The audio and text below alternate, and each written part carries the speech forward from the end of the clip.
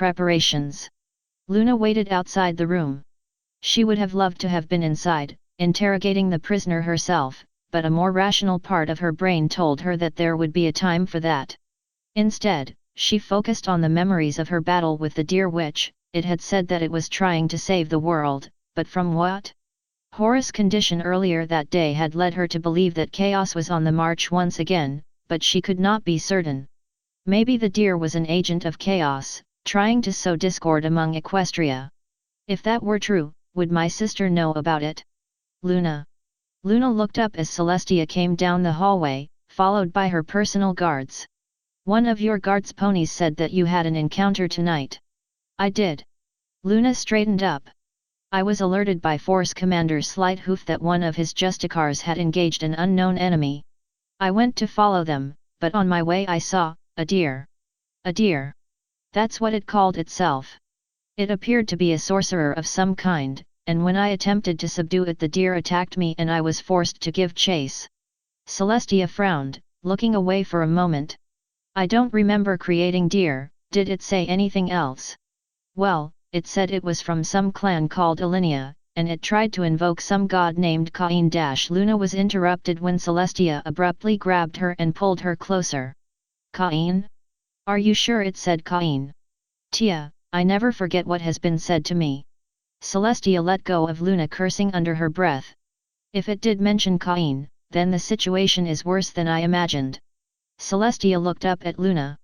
I told you of the Eldar, did I not? I think so. You mentioned them in a few of your stories, but I don't see how they could affect our world. The Eldar traveled through a realm known as the Webway. Celestia began to pace. It's like the warp, but it is mostly shut off from demonic incursions. The Eldar used it to travel across the galaxy without having to risk their people being trapped and consumed by the denizens of the warp, and part of their empire was based inside the Webway before the Eldar fell. But that was back in your old universe, wasn't it? The Webway exists outside of reality, just like the warp. It is also massive. I don't think the Eldar ever opened all of the Webway gates. Celestia looked to Luna. If this deer invoked the name of Cain, then it is possible that the Eldar might have engineered them or made contact with them and sent them here. Why, though? Silence. I do not know. The Eldar enjoy their schemes and plots. If they had a reason to come here, I dread to think what that reason is. Celestia shook her head. I will deal with this matter later. For now, we have more pressing issues. There is another thing, Tia. Luna shuffled her hooves a little. I think something attacked Horace. Celestia blinked, and Luna could see small cracks in her composure. Her wings twitched slightly, her ears flattened against her head. What? Horace contacted me today, and his armor was heavily damaged. He did not stay for very long, but he said that he had found a disturbance in the warp and went to investigate it. If there was a disturbance, why didn't I feel it? I don't know, maybe Horace's investigation had something to do with it. But he found the disturbance, or rather, it found him. What? Celestia took a step forward. What found him? He said something about a daemon, a very powerful one at that, and then I lost contact with him. The silence that followed was one that Luna had never experienced before, and never wished to afterwards. Celestia's gaze grew stony, her jaw tightening ever so slightly. It appears that my vigilance is failing. Luna blinked in surprise. She had assumed that Celestia was more than capable of blocking the interference of chaos, but that no longer seemed to be the case. Luna set these thoughts aside for a moment and followed after Celestia, the two alicorns stepping into the room where the night guard had the prisoner secured. Princesses. Slighthoof said, bowing once Celestia and Luna entered. We've interrogated the prisoner, and he said he was paid by a General Blackwing to assassinate you. Did he mention anything else? Celestia asked. Anything related to chaos? No. He was ordered by General Blackwing to come here and assassinate you. There was a pause. Celestia looked to Luna, then back to Slighthoof before pushing past him and approaching the prisoner.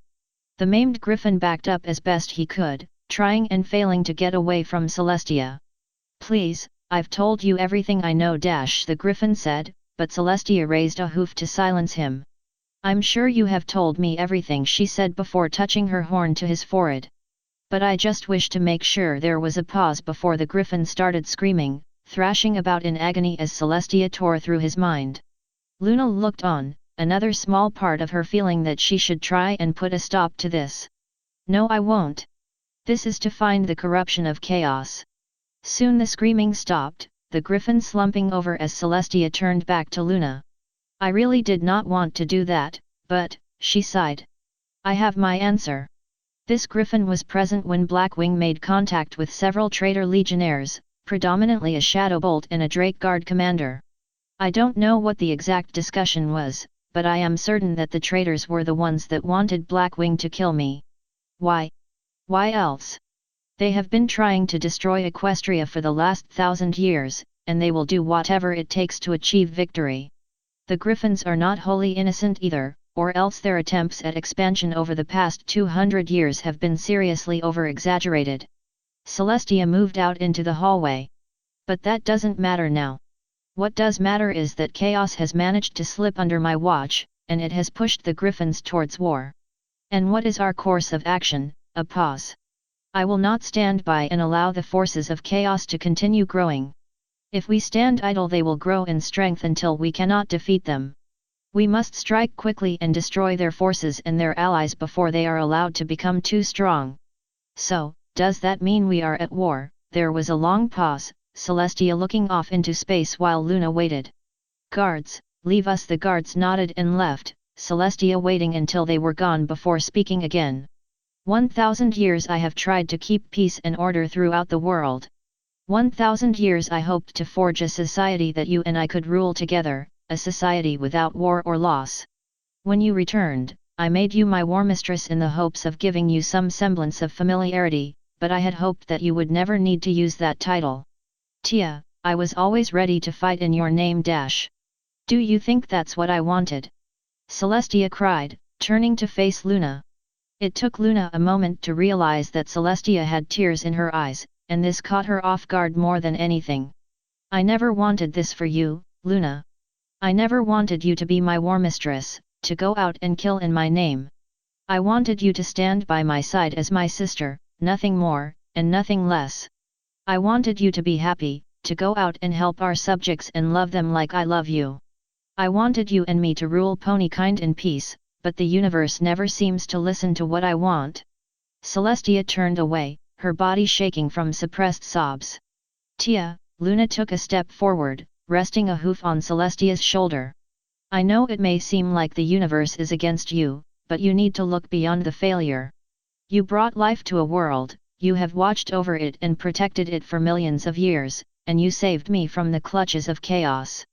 Yes, we may have to go to war, and ponies and griffins may die, but in the end, I know that the forces of chaos will be broken, and you and I will be able to maintain peace throughout this land. You are very hopeful that this will turn out in such a way. Celestia said. But I gave up on hope a long time ago. It's not hope, Tia. Luna turned Celestia towards her, giving the older mare a smile. It's faith. Hope is something I want to happen, but faith is something I know will happen. There was another pause, and slowly a smile formed on Celestia's face. She pulled Luna into a tight hug, tears streaming down her face. Thank you, Luna, she said. Thank you for being the greatest sister a pony could have.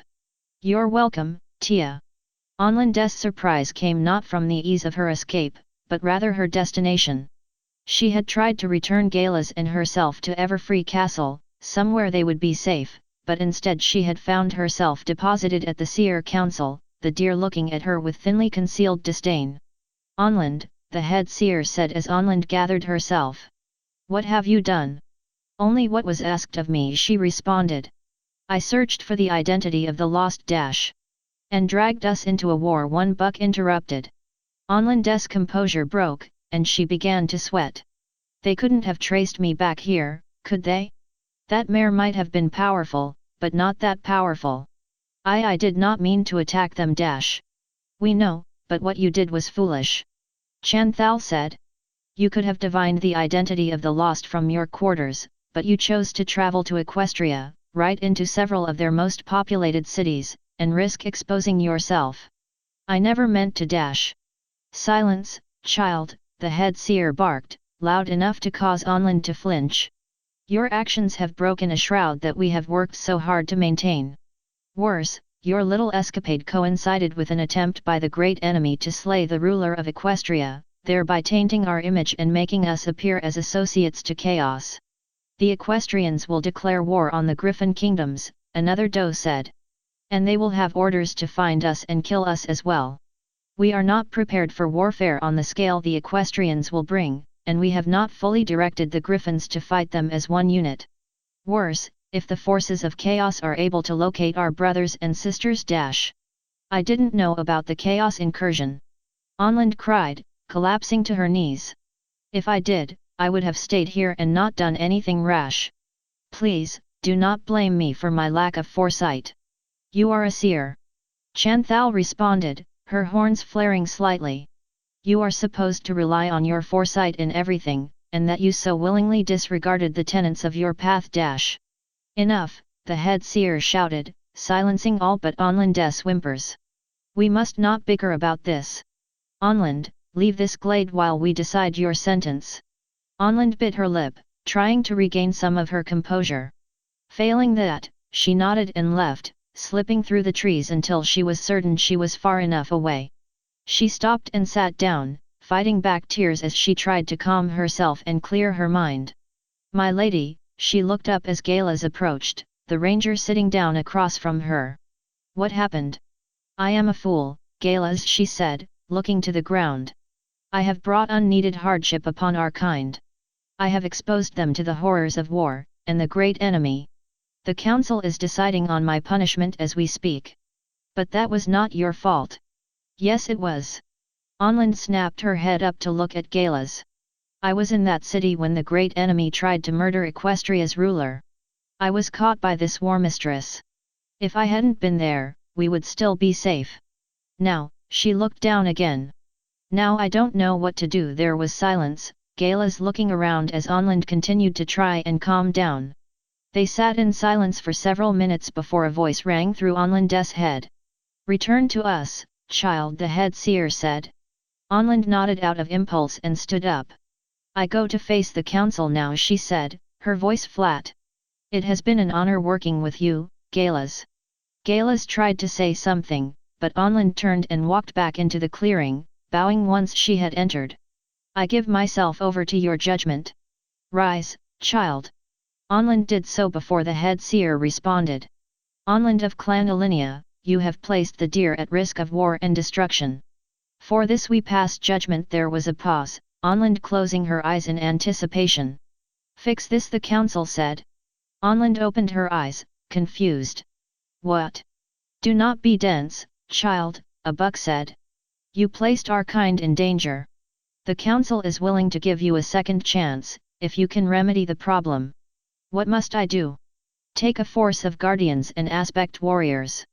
Herd the great enemy towards the Equestrians and away from our clans, and you will be absolved of your sins. Why? I mean, I know the value of defending our brothers and sisters, but why give the Equestrians more reason to hate us and hunt us down? You do bring forth valid concerns, child, another seer said. But we do not have the forces to destroy the enemy on our own. The Equestrians, on the other hoof, do.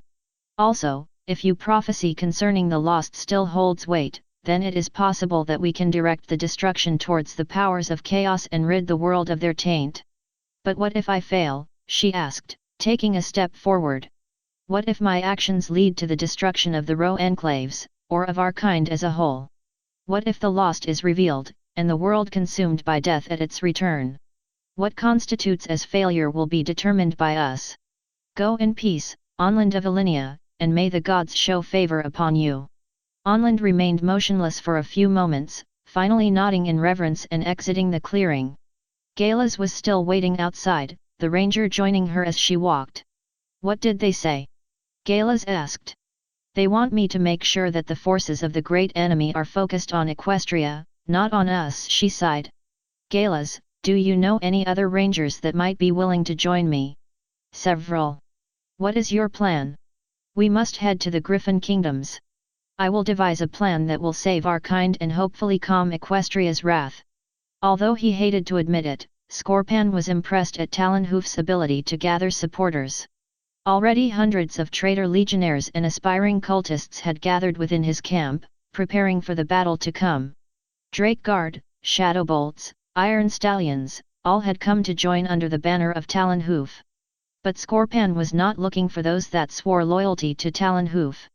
The Shadowbolt walked through the camp, his boots sinking into the mud. He looked around at the legionnaires as they prepared, searching for familiar faces. He spotted one or two Shadowbolts giving sermons praising the dark gods and asking for their favor, a welcoming sign among the bloodthirsty Kiernates that made up the majority of Talonhoof's host. Scorpan was careful not to approach them. While they did have potential on the battlefield, the Drake Guard were not the most trustworthy of allies.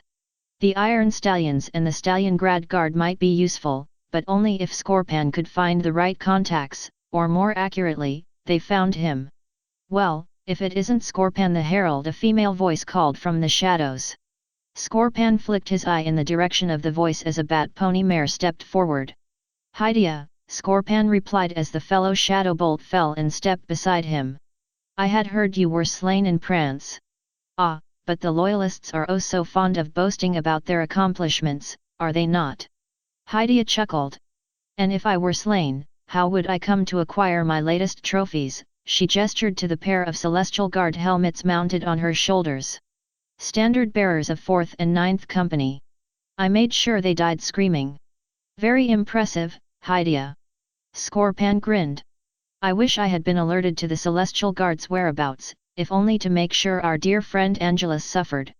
He retired, apparently, and sired a little parasite that assisted in the defeat of our queen. I suppose my revenge can wait a while longer. The two walked on, rounding a pit the Drake Guard were using for training cultists. But enough of the past, why are you here? Why else? To spread the word of Nightmare Moon and forward the agenda of the Dark Gods. Hydia looked to Scorpan. But I can tell that you have something planned. Indeed I do, but how do I know that you will not betray me to our Lord Talonhoof?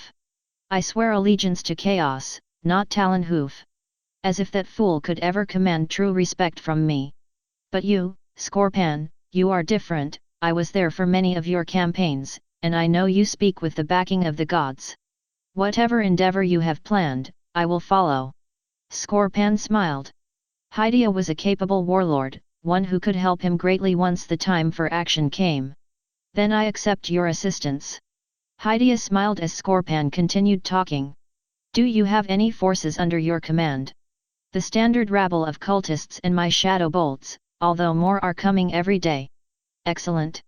I have Talonhoof's trust, for now, so I shall be able to deploy our forces where they are needed. But I need more ponies who may be willing to offer assistance. You wouldn't happen to know any, would you? Erebus, a sorcerer of the Order of the Sacred Star, may be of some use. He commands a congregation of magic users and is much more knowledgeable about the warp than I am.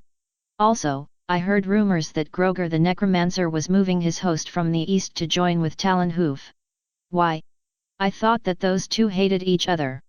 They do, but you and I know Groger. Wherever there is death, he is there to expand his armies and spread contamination to the survivors. Of course he would. Contact Erebus and see if he is willing to speak to me. In the meantime, I will investigate if these rumors concerning Groger hold any merit, and if so I might be able to negotiate a deal with him. If your plan, whatever it is appealing to him, of course. Oh my dear Hydia, Scorpan smirked. If my plan is successful, then Groger will have millions of bodies that he can contaminate to his heart's desire. Hydia returned the smirk before trotting off to search for Erebus, leaving Scorpan alone in the camp again. Once she was gone from his sight, Scorpan turned and began searching for more shadow bolts, hoping to bring more to his side. Why do you seek to enlist the aid of sorcerers? The voice echoed through his mind. Sacrifices must be made, my lord. Scorpan replied. I will need all the help I can get if I am to free you from the warp. Sorcerers are a cowardly and deceitful lot. You should distance yourself from them and stay within my aura of influence.